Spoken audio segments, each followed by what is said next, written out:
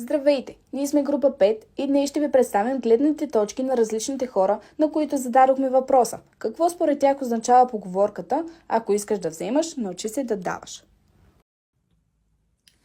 Аз съм Преслав, на 10 години. Според мен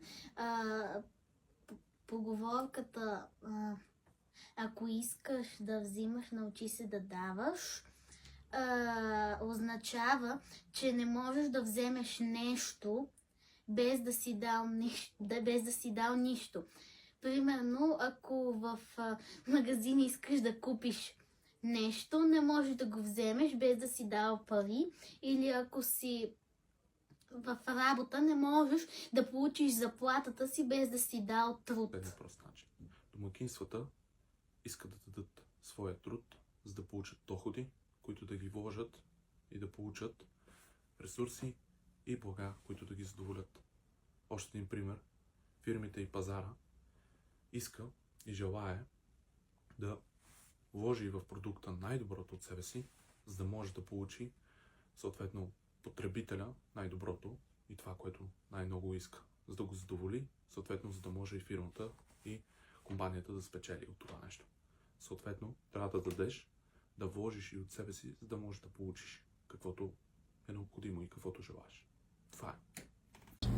Според мен, първо трябва да инвестираш от времето си, да дадеш от парите си, да измислиш нови идеи и в крайна сметка, ако си консистентен, всичко ще ти се оплати. Аз съм на мнение, че за да получиш наистина първо трябва да дадеш от себе си, и това не само в взаимоотношението между хората, за да изградиш доверие, но и в финансов план е много важно първо да вложиш средства, усилия, време, пари и труд, за да можеш да постигнеш нещо, което в края наистина да те удовлетворява.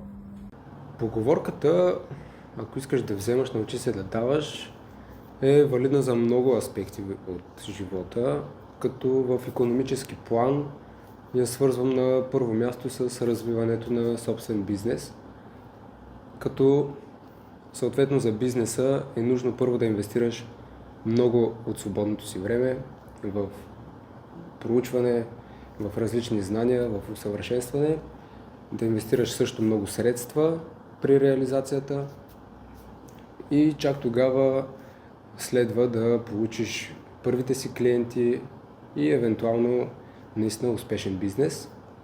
Второто нещо, за което се сещам като чуя тази поговорка, са, например, акциите на компании, в които хората могат да инвестират. Например, дивидендните акции. Преди да започнеш да получаваш добра възвръщаемост от тях, първо е нужно да инвестираш доста капитал и средства. Според мен това е нещо, което в днешно време изобщо не е приложимо, понеже ние всички живеем в един материален свят, в който това дали ще дадеш изобщо не ти гарантира, че ще получиш нещо и обратното. В личен аспект го казвам, защото много пъти съм давал от себе си и не съм получавал нищо на среща. Нещата, които съм ги взел от живота и които съм ги постигнал, са станали, защото аз съм си дал зор, дал съм си някаква цел и съм се постарал за тях. А не защото съм разчитал, че защото сега ще дам примерно на човека от среща нещо и то задължително ще ми се върне. Благодаря. За мен тази поговорка означава, че за да бъдеш успешен в която и да е една сфера, ти трябва преди това да извървиш дълъг път и по време на този дълъг път вероятно трябва да дадеш някакви жертви, които в евентуалното бъдеще ще ти се отблагодарят и ще ти дадат тези важни уроци, от които всеки един от нас се нуждае, за да стигне до успеха.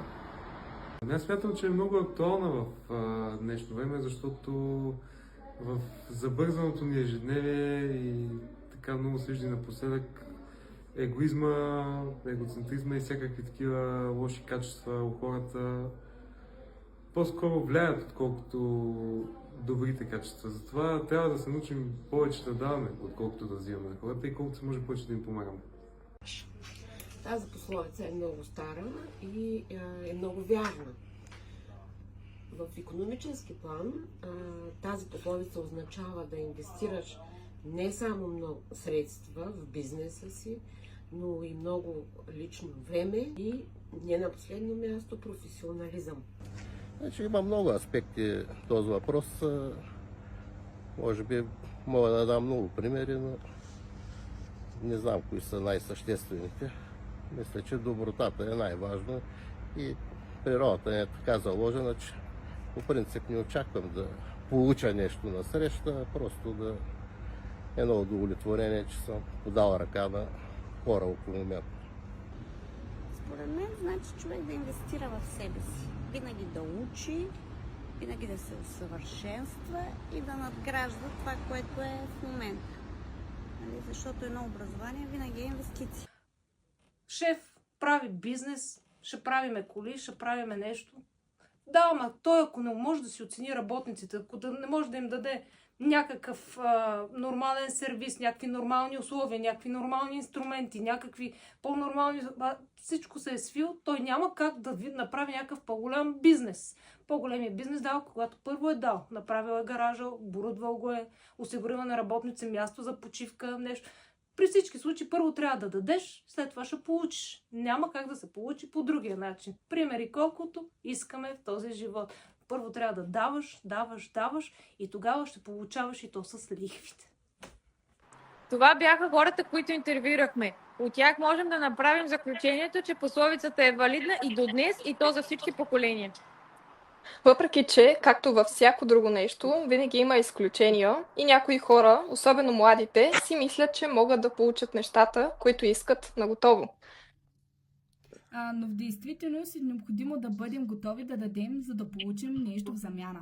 Тази мъдрост намира приложение в различни сфери в живота, но има особено важно значение в икономическия контекст. Защото един от ключовите фактори за постигането на нещо е именно даването. Нашите интервюирани споделиха, че дългосрочните резултати са възможни само когато първоначално си готов да вложиш нещо от себе си, независимо в коя област на живота.